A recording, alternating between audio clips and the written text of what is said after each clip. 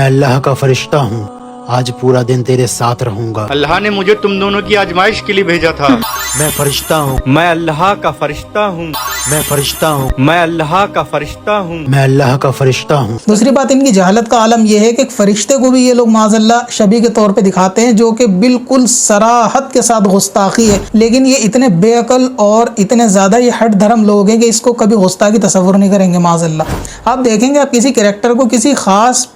Act پلے کرنے کی وجہ سے ہی جانتے ہیں، جیسے کہ آپ جو ہے وہ شکتیمان کو جب بھی آپ اس کے کریکٹر کو اصلی ہیرو کو دیکھیں گے تو آپ کو شکتیمان یاد آئے گا، اسی طریقے سے آپ موگیمبو ایک کریکٹر جانتے ہیں۔ لہٰذا جب بچے اس ریل کو دیکھیں گے تو وہ کیا تصور لائیں گے فرشتے کو لے کے کہ ایک چادر کے ہائٹ والا آدمی ہے اور اس نے اس طرح وائٹ چادر پہنی ہے، شاید ایسے ہی فرشتہ ہوگا۔ تو اگر یہی کام یہودی کرتے ہیں کہ وہ کسی نبی کو دکھاتے ہیں تو یہ انفلوئنسر اس کو گستاخ سمجھتے ہیں، لیکن معاذ اللہ یہ خود عقل سے پیدل جب اس چیز کو دکھاتے ہیں کہ فرشتے کو ہی اتار دیتے ہیں اپنے آگے، جبکہ فرشتہ غیر نبی کے پاس نہیں آتا اس اعتبار سے کہ وہ بات کرے جو یہ عقیدہ بھی رکھے کفر ہے۔ یہ بہت نازک مسئلہ ہے، لیکن یہ جاہل انفلوئنسر اس سے بالکل بھی آگاہ نہیں ہے اور یہ اپنی صرف ویو کے لیے جو ہے اس طریقے کا معاملہ کرتے ہیں۔ اور حیرت کی بات یہ ہے کہ بڑے مسلم یوٹیوبر کہلانے والے بھی اس گستاخی کے اوپر خاموش ہیں اور اس توہین کو نظر انداز کیے بیٹھے ہیں۔